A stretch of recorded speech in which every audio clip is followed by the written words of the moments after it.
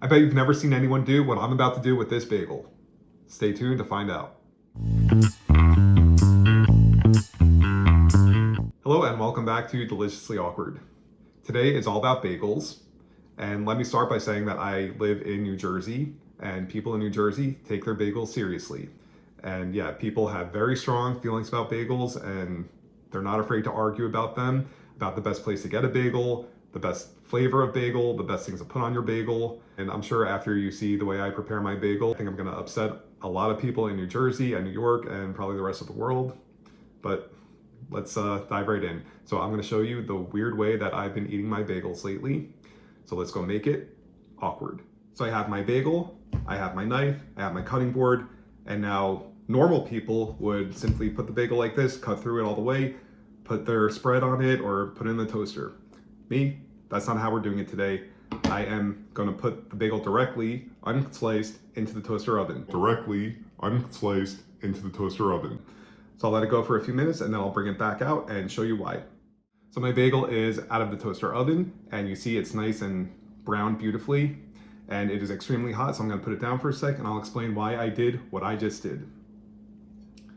So by toasting it whole, the entire exterior gets this nice, pleasant crispiness about it. It's it's not dry and crunchy. It's just like breaking into the top layer of creme brulee. It's just this delicate crispiness.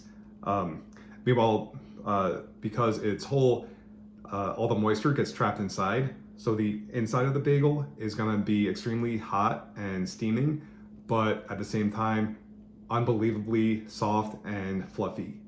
Like the very essence of what a bagel should be. The other problem with cutting it in half like you normally would, you expose that inside to the heat, and that's why they kind of get a little too dry and crunchy and almost unpleasant to eat sometimes. The other thing, when you cut the bagel in half and you try to spread your butter or cream cheese on it, if the bagel's still too hot, then the topping will melt into it or slide off, especially with cream cheese. It gets all hot and nasty. So rather than worrying about something that's gonna melt, I'm gonna dip it into something that's already liquid. And that is olive oil. You know, taking a cue from Italian restaurants when they serve bread with olive oil. But not just plain olive oil, I am going to sprinkle some everything bagel seasoning on it. Get that full bagel experience.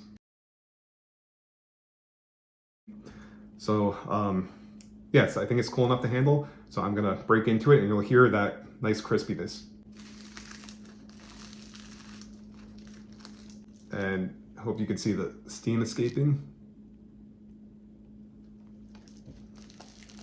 So yeah, it's just so soft, like, So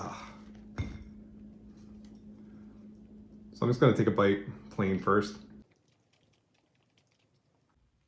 I mean, honestly, it is good enough to eat just like this. It doesn't need anything else. The olive oil and everything seasoning is just gonna make it pop so much more.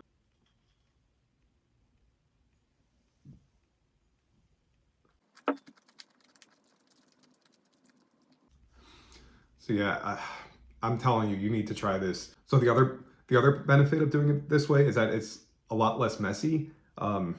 You don't get the everything seasonings all over your hands. It doesn't end up all over the table. It's vegan friendly if you're of the vegan persuasion.